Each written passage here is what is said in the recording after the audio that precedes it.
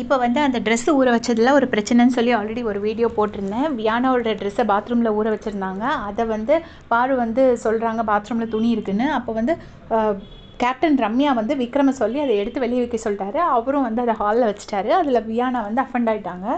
அப்புறமா வெளியே வந்து அவங்க அழுதுட்ருக்காங்க. ஸோ இப்படி அதை எடுத்து நடு ஹாலில் வச்சுட்டாங்க, எல்லோரும் முன்னாடி வச்சு அது ஒரு மாதிரி இருக்குது அப்படின்னு சொல்லி அவங்க வெளியில் அழுதுட்ருக்காங்க. அப்போ கமர்தனும் பார்வதி கூட உட்காந்து பேசிகிட்ருக்காங்க. பேசும்போது ஒரு விஷயமா பேசுகிறாங்க. இப்போ வியானா வந்து விக்ரமை பற்றியே பேசுகிறாங்க. கமர்தனும் பார்வதி என்ன சொல்கிறாங்கன்னா, இந்த மாதிரி சாண்ட்ரா வந்து கிராஸ் பண்ணி போகிறப்பவே நைஸாக சொல்கிறாங்க, நைட்டு தூங்கிட்டாங்க, அதனால தான் இவங்க எதுவும் பண்ண முடியல அப்படின்னு சொல்லிட்டு சாண்ட்ரா சொல்கிறாங்க. அப்போ வந்து பார்வதி சொல்கிறாங்க, எனக்கு தெரியும் அவள் வந்து ஒரு பாம்பு தான், எந்த நேரம் வேணால் கொத்திடுவாங்கிறது எனக்கு நல்லா தெரியும், அதனால தான் நான் எப்போவுமே ஒரு டிஸ்டன்ஸ் மெயின்டைன் பண்ணுவேன், ஏன் இவள் முழிச்சிருந்து இவள் எடுக்க வேண்டியதானே அப்படின்னு சொல்லிட்டு சொல்கிறாங்க. அதுக்கப்புறம் பார்வதி என்ன சொல்கிறாங்கன்னா, எஃப்ஜே 3 நாளாக தூங்கியிருக்கான், அதை நம்ம சொல்லணும்.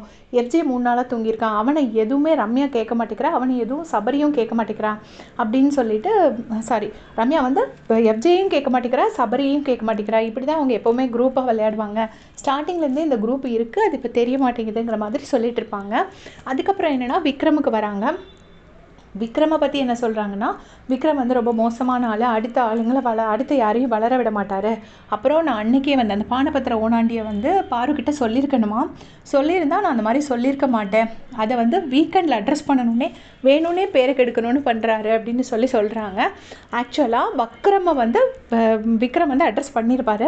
அதை சொன்னதை வந்துட்டு பார்வதியும் சொல்லியிருப்பாங்க. நான் வேணும் ரைமிங்காக சொல்கிறீங்களான்னு கேட்டதுக்கு ரைமிங்காகவும் சொல்கிறேன், எனக்கு அது ரைட்டுன்னு பட்டதுனாலேயும் சொல்கிறேன் அப்படின்னு சொல்லிட்டு ஸ்பெசிஃபிக்காக வந்து பார்வதி சொல்லியிருப்பாங்க. அண்ட் ஆல்சோ நான் அப்படி தான் கேட்பேங்கிற மாதிரி தான் சொல்லியிருப்பாங்க. சொன்னதை கேட்கவே இல்லை. விக்ரம் வந்து வக்ரம்னு சொல்லாதீங்கன்னு சொன்னதை பாரு கேட்கல.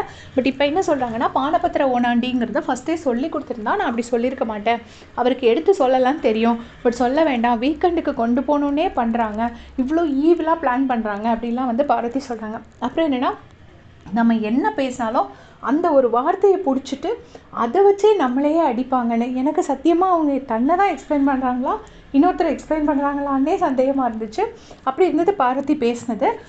நம்ம ஒரு ஃப்ளோவில் பேசிகிட்டு இருப்போம், நம்மக்கிட்ட தேவையில்லாமல் வார்த்தையை பிடிங்கி அந்த வார்த்தையை வச்சே ஒன்று டெவலப் பண்ணுவாங்க, எப்பா இப்படியெல்லாம் நம்மளால் பண்ண முடியாதுப்பா அப்படின்னு சொல்லிட்டு பார்வதி சொல்கிறாங்க. அப்போ வியானா வந்து கேப்பில் வந்து விக்ரமை வந்து சொல்லிகிட்டே இருக்காங்க. ஏன்னா வியானாக்கும் விக்ரமுக்கும் நேற்று ஒரு பிரச்சனை ஆகிருக்கும்.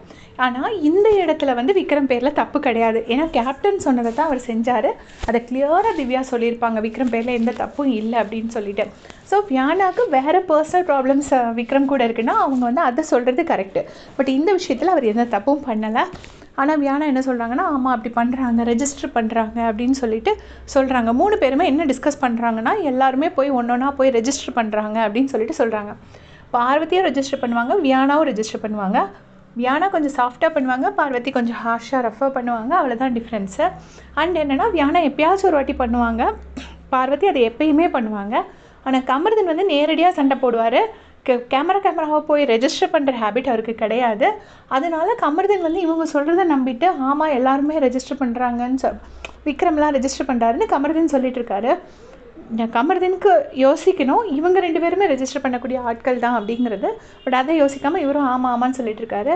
அதுக்கப்புறம் படுத்துட்டு எஃப்ஜே ஏதோ ஒன்று சொன்னார், அது எனக்கு சரியாக புரியல, எஃப்ஜேயை காமிச்சு கொடுக்குறாரு, இப்படி படுத்திருக்கான் அப்படின்னு சொல்லிட்டு 2 செருப்பையும் வச்சு கீழே போட்டு நான் இப்படி தட்டினேன் அப்படின்னு சொல்கிறாரு.